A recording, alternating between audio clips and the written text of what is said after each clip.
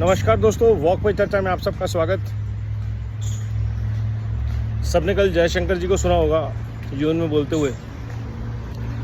तो कहाँ से इतना कॉन्फिडेंस आता है एक देश के विदेश मंत्री में कि वो सच के साथ, धर्म के साथ, राइट के साथ खड़ा होता है।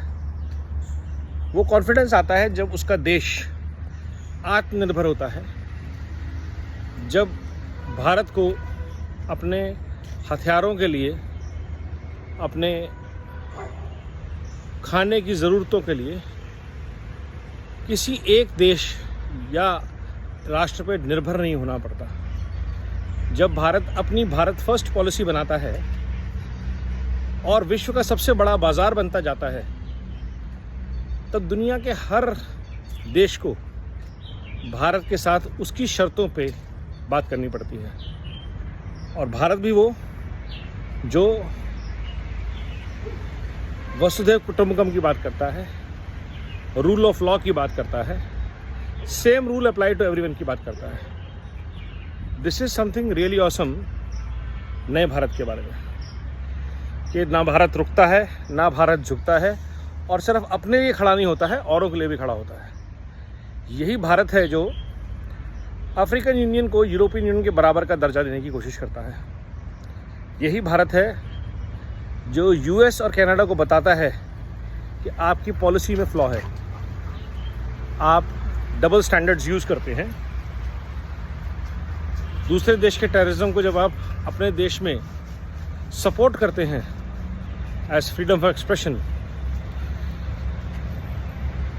तो उसके रेपरकशंस क्या होते हैं। एक भारत ही है जो सामने से बताता है आज की दुनिया में कि मेरे देश के टेररिस्ट ये हैं, इनका डॉसियर ये है, अब बात कीजिए।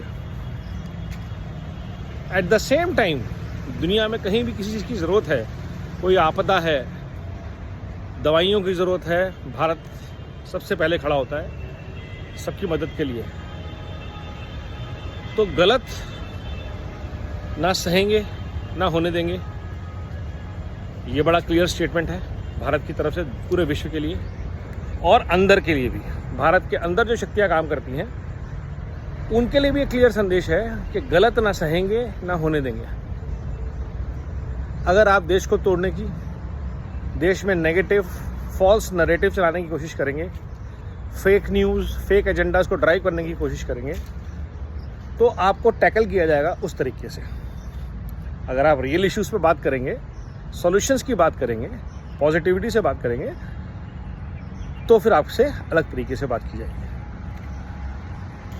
ऐसा नहीं होगा कि आप यासीन मलिक हैं और आपसे प्रधानमंत्री हाथ में लाएगा। ऐसा नहीं होगा अब नए भारत में कि आप टुकड़े टुकड़े गैंग भारत तेरे टुकड़े होंगे की बात करेंगे और आपको मंच पे आसीन करके फूल मालाएं पहनाई जाएगी। ये नहीं होने वाला। ना 14 के बाद हुआ, ना 19 के बाद हुआ, और ना 24 के बाद हो पाएगा। तो आत्मनिर्भर Bharat, vocal for local Bharat, एक भारत श्रेष्ठ भारत के लिए दुनिया और भारतवासियों को ये समझना चाहिए कि हम एक बेहतर सोसाइटी बनने की तरफ अगर प्रोग्रेस कर रहे हैं तो उसमें हमारे लिए क्या क्या ज़रूरी है। अगर हम धर्म जाति से उठकर वैल्यू सिस्टम की तरह चलें, जो भारत के संस्कार हैं और जो सनातन संस्कार हैं। 47 में हमारा देश आज़ाद नहीं हुआ, ये बार बार बात कही जाती है। इस बात को जानिए, समझिए और बिलीव कीजिए। कहाँ से हम आ रहे हैं, अगर हमें अपनी जड़ें नहीं पता, हम अपने संस्कार और संस्कृति से नहीं जुड़े हुए, और इसका धर्म से कोई लेना देना नहीं है, इसको बार बार जोड़ा जाता है। चाहे वो हिंदू हो, चाहे वो सिख हो, चाहे वो जैन हो, चाहे वो बुद्धिस्ट हो, जो भारत के संस्कार और संस्कृति से जुड़े हुए धर्म, पंथ, मत, संप्रदाय हैं, और जो गैर भारतीय मज़हब और धर्म भी हैं, उनको फॉलो करने वाले भी ये बात समझें, चाहे वो क्रिश्चियंस हो, चाहे वो मुस्लिम्स हो, चाहे वो पारसीज हों, कि उनकी कई पीढ़ियाँ भारतीय हैं, भारत के सनातन संस्कारों में सराबोर हैं, रची बसी हुई हैं। यही एकमात्र एक्सेप्टेंस जो है वो आपको भारत से जोड़ती है, आपको सनातन संस्कृति से जोड़ती है, भारत के संस्कारों से जोड़ती है। और यही संस्कार है जिनका डंका आज दुनिया में बज रहा है। यही वो वैल्यू सिस्टम है जिसकी वजह से भारत प्रगति के राह पे चल रहा है। एक दिन में 9 वंदे भारत एक्सप्रेस लॉन्च हो रही हैं। एयरपोर्ट्स, हाईवेज, पोर्ट्स लॉन्च हो रहे हैं।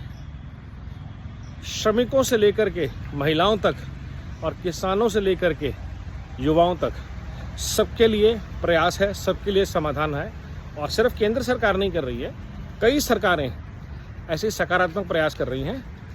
और जहाँ पे इस संस्कृति से जुड़े हुए लोग हैं, मैं जहाँ योगी आदित्यनाथ जी की बात करूँगा वहीं मैं भूपेश बघेल जी की भी बात करूँगा।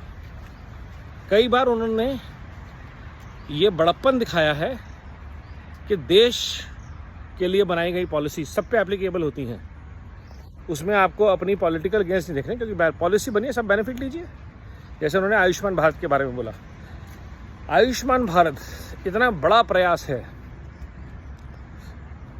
जन औषधि इतना बड़ा प्रयास है कि उसका मैग्नीट्यूड पॉलिटिकल पार्टी समझ नहीं पा रही हैं। देश के लिए ये सब जो किया जा रहा है, ये आ रहा है अनंतोदय की भावना से, अंत्योदय की भावना से। अंत्योदय पंक्ति में खड़े हुए अंतिम व्यक्ति तक मदद पहुंचे, ये प्रयास। सोचिए, जुड़िए। वंदे भारत, वंदे मातरम।